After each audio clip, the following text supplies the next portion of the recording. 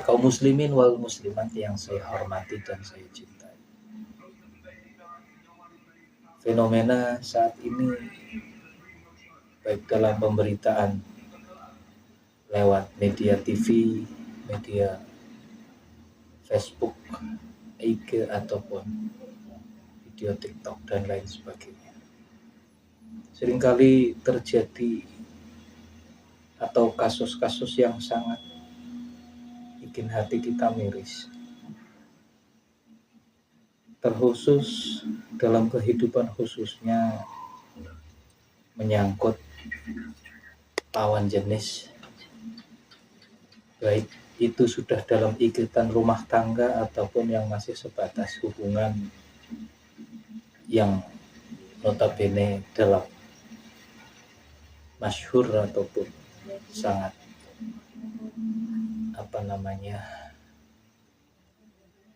dikenal oleh kita semua namanya pacaran. Apa itu yang menjadi miris? Kasus pembunuhan yang disertai mutilasi, bahkan lebih kejinya lagi kadang ada yang dibakar, ada yang sampai organ kepalanya dibungkus seperti parang paket. Ada pula yang menjadi korban adalah anak daripada salah satu lawan jenis tersebut. Kadang-kalanya anak dari si perempuan, kadang-kalanya anak daripada si laki-laki yang menjadi korban kesadisan nafsu angkara murka yang diturunkan oleh para pelaku kejahatan tersebut. Maka dalam kesempatan malam hari ini, marilah kita bersama-sama mawasti, bersama-sama menata diri, bersama-sama berusaha untuk menata hati, menahan angkara murka. Ketika kita dihinggapi rasa amarah, ketika hati kita dihinggapi dengan rasa dendam, ketika hati kita dihinggapi dengan kebencian. Sebab semuanya terjadi, baik pembunuhan, kasus mutilasi, ataupun membunuh notabene makhluk Allah yang tidak berdosa, yaitu berupa anak-anak. Itu dilandasi dengan dasar kebencian, dendam, sakit hati, kecemburuan, dan lain sebagainya. Lah, persoalan ini sangat konkret. Ada kalanya bersifat bermuara dari kecemburuan. Ada kalanya yang bermuara pada sakit hati, ada yang kalanya yang bermuara pada dendam. Kita kupas satu persatu.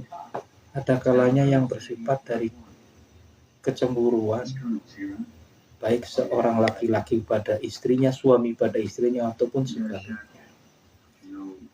Ketika ada kecemburuan di sini, artinya pasangan kita seolah-olah mempunyai hubungan dengan orang lain. Maka yang perlu kita lakukan adalah satu, bertabayun, berklarifikasi.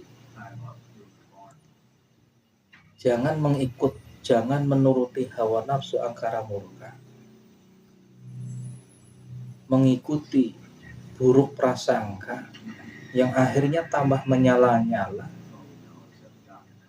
yang akhirnya jalan keluar adalah menghilangkan suatu nyawa, agar hati ini puas, agar hati kita puas dengan membunuh orang yang merasa telah menyakiti hati kita, yang merasa telah mengkhianati kita. Nah, dari ketika terjadi hal tersebut, datang kecemburuan ini, maka sadarlah kita, hati kita. Bagaimana caranya? Artinya ketika hal tersebut datang, maka Jangan semerta-merta mengikuti angkara murka kita, kemudian melakukan hal-hal yang bertentangan dengan hukum, baik hukum negara ataupun hukum agama. Sebab yang rugi akan diri kita sendiri, yang menyesal akan diri kita sendiri setelah semuanya terjadi. Sebab ketika manusia menuruti hawa nafsu angkara murka ini, dia akan melakukan sesuatu kekejaman yang lebih sadis daripada binatang, lebih sadis daripada harimau ataupun singa. Tidak ada binatang setelah membunuh kurbannya, membunuh mangsanya, kemudian dimutilasi, kemudian dibakar, dibungkus, dan lain sebagainya, tidak ada. Tapi manusia mampu melakukan itu. Oleh sebab itu, maka perlunya kita menangkal, menahan hawa nafsu kita, agar jangan sampai terjadi hal-hal yang seperti itu. Ketika pasangan kita curigai mempunyai seseorang dalam hubungan suami istri, artinya ada orang ketiga, maka satu, tabayun kepada istri kita ataupun suami kita. Yang kedua, kita harus mawas diri. Mungkin semua itu timbul atas dasar kesalahan kita sendiri. Bisa jadi suami yang kurang memperhatikan kebutuhan seorang istri, baik kasih sayang lahiriah ataupun batinnya, sisi materi, finansial, dan lain-lain. Begitu juga sang istri, ketika sang suami ada kecurigaan suami adalah perempuan lain, introspeksi diri juga bahwa bisa terjadi itu karena apa. Tugas seorang istri yang harusnya dilakukan, yang harusnya dilaksanakan, meladeni suami, menyiapkan minum, menyambut ketika suami pulang kerja dengan senyuman dan ramah tamah. Tapi itu kadang tidak ada, apalagi zaman saat ini. Kita seringkali lebih sibuk dengan medsos, lebih sibuk dengan smartphone, yang akhirnya apa? Kewajiban rumah tangga sedikit demi sedikit terkikis tanpa terasa. Sehingga ketika itu terjadi, hidup dalam medsos, akhirnya apa? Sang suami tersebut merasa ada perempuan yang memberikan perhatian, memberikan ibarat kata perhatian. Nah, ini akan timbullah fitnah di situ. Nyaman dengan orang lain, nyaman dengan orang yang di medsos, sementara dengan yang berada di sisinya sendiri, akhirnya hubungan tidak harmonis. Begitupun sebaliknya.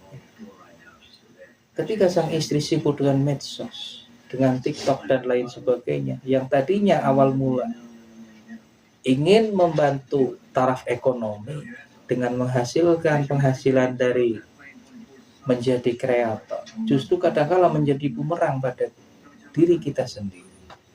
Sebab apa tadi? Meninggalkan sisi kewajiban sebagai seorang istri. Apa itu? Sangat banyak sekali kewajiban seorang istri di rumah, mengurus rumah tangga itu udah. Dari kata-kata mengurus rumah tangga ini universal. Artinya penyeluruhan mengurus rumah tangga itu apa? Dari memperhatikan suami, mendidik anak, dan lain sebagainya. Nah, maka dari itu, agar untuk menghindari hal-hal yang menimbulkan keretakan hubungan suami istri, maka perbaikilah hubungan antara suami istri. Makanya Al-Quran sudah menjelaskan, A'udzubillahi minasyaitonirrajim, Bismillahirrahmanirrahim, wa'ashiruhunna bil ma'ruf. Pergaulilah istrimu dengan baik. Begitupun seorang istri, maka berhubungan baiklah, komunikasilah dengan baik dengan sang suami, agar terjalin yang namanya hidup harmonis. Bahasanya mawaddah warahmah. Nah, ini mungkin rumah tangga inilah yang diimpikan oleh siapapun. Akan tetapi menuju samawa itu tidak mudah, karena harus sang suami tahu kewajiban dan jalankan kewajiban itu. Begitupun sang istri menjalankan kewajibannya kepada suami dengan baik. Maka dari sinilah akan terbangun kepercayaan, kasih sayang, cinta, dan lain sebagainya. Dengan menjalin semua ini, maka terbangunlah rumah tangga yang harmonis, terbangunlah rumah tangga yang samawa. Kemudian kembali lagi dengan hal-hal yang tadi tersebut. Ada juga pembunuhan atau perbuatan kriminal, padahal kasusnya masih keadaan hubungan tersebut masih pacaran. Itu juga sampai sanggup membunuh seorang kekasih yang dicurigai atau dicemburu. Itu juga terjadi. Sebab itu tadi mengikuti hawa angkara murka, nafsu angkara murka, kecemburuan yang meledak-ledak, yang akhirnya apa? Dengan jalan satunya membunuh, itu hati merasa puas. Angkara murka merasa terbalaskan sakit hatinya dengan melenyapkan perempuan tersebut, dengan membunuh. Bahkan akhirnya apa setelah dibunuh? Seperti yang terjadi di Medan. Yang baru-baru ini, seorang perempuan dibunuh, dimutilasi, dan jasadnya dibuang ke sungai. Tangan dan kaki juga dipotong, kepala pun dipenggal, dipotong. Naudzubillah. Padahal ini kecemburuan masih sebatas hubungan pacar. Maka dari hal ini, untuk siapapun, dimanapun, agar berhati-hati ketika kita mengenal seseorang. Jangan langsung percaya, jangan langsung mengikuti apa yang disebut menuruti kemauan seorang kekasih. Padahal di kemudian hari, orang tersebut menjadi musuh yang sangat ganas, menjadi makhluk yang paling kejam. Jadi ketika kita berhubungan dengan siapapun, tetap dalam batasan-batasan, dalam koridor-koridor, agar jangan sampai kita terjebak dalam lingkaran yang menyebabkan apa? Bahaya dalam diri kita, baik finansial ataupun secara jasmani, badan, dianiaya, dibunuh, ataupun yang lain sebagainya. Kemudian kasus yang ketiga, kadangkala anak yang menjadi korban. Ada kasus seorang pacarnya seorang janda, anaknya dibunuh kemudian dibakar. Ini juga timbul dari apa? Dari angkara murka, dari kebencian, dari amarah yang diikuti, yang dituruti. Padahal ketika mencintai ibunya, ketika mencintai bapaknya, berarti harus berusaha pula mencintai anak. Apalah dosanya seorang anak ketika menjadi korban atas dasar membalas dendam kepada orang tua si anak tersebut. Begitu sadisnya saat ini kasus-kasus yang terjadi, dan hampir setiap hari terjadi. Sebab kesabaran saat ini setipis tisu, sangat mudah sobek, sangat mudah terbakar. Sebab apa? Kembali lagi, nilai-nilai keimanan, nilai-nilai ketakwaan sudah sangat jauh pergi dari hati nurani kita sendiri. Yang akhirnya kita sebagai manusia yang harusnya menjadi fitrah, menjaga yang lemah, melindungi anak-anak, memberikan kasih sayang, memberikan pendidikan, justru menjadi makhluk yang paling kejam, membunuh anak-anak yang tak berdosa, membunuh bayi yang baru lahir, memutilasi korban yang sudah bernyawa, kemudian membuang ataupun membakarnya. Na'udzubillah min dzalik. Maka dalam kesempatan kali ini, marilah kita bersama-sama berusaha menekan angkara murka yang ada dalam diri kita. berusaha meredam api amarah yang menyala dalam dada kita. Yang ketika kita biarkan maka akan membakar semua, yang akhirnya hangus dan timbullah penyesalan. Yang penyesalan tersebut sudah tidak ada harganya, sudah tidak ada manfaatnya. Sebab orang yang kita sayang telah kita bunuh. Anak yang lahir dari rahim kita, dari tes darah kita, telah kita bunuh oleh diri kita sendiri.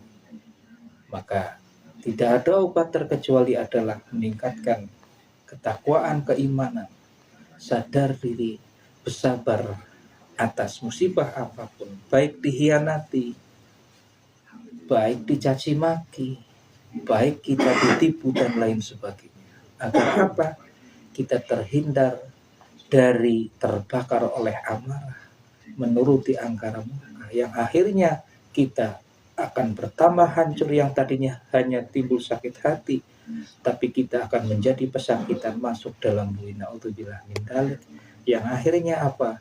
Hidup kita hancur, masa depan berantakan. Kadangkala kembali lagi anak-anak yang kita tinggalkan menjadi korban. Maka kembali lagi kita adalah menjadi fitrah sebagai manusia, menjadi khalifah di muka bumi, menjaga diri kita, menjaga hati kita, menjaga tangan kita, dan lain sebagainya. Agar apa? Tangan kita bergerak, tangan kita melakukan sesuatu, bukan atas dasar angkara murka yang timbulnya mencelakai orang lain, mencelakai keluarga kita, mencelakai diri kita. Itu bisa dihindari, itu bisa ditanggulangi.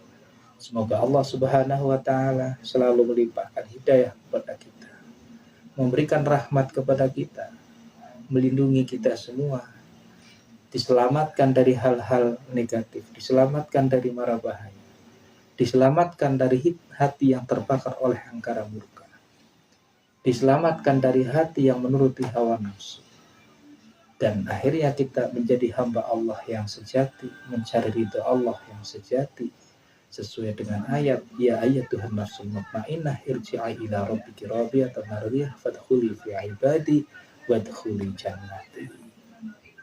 Cukup yang saya sampaikan saat ini. Mohon maaf apabila dalam penyampaian ada kata-kata yang salah, yang kurang tepat, yang tidak nyaman didengarkan oleh para pemirsa semuanya, kaum muslimin dan muslimat semuanya pada khususnya, dan juga saudara setanah air, sebangsa dan negara. Saya mohon maaf yang sebesar-besarnya. Billahi taufiq wal hidayah. Wassalamualaikum warahmatullahi wabarakatuh.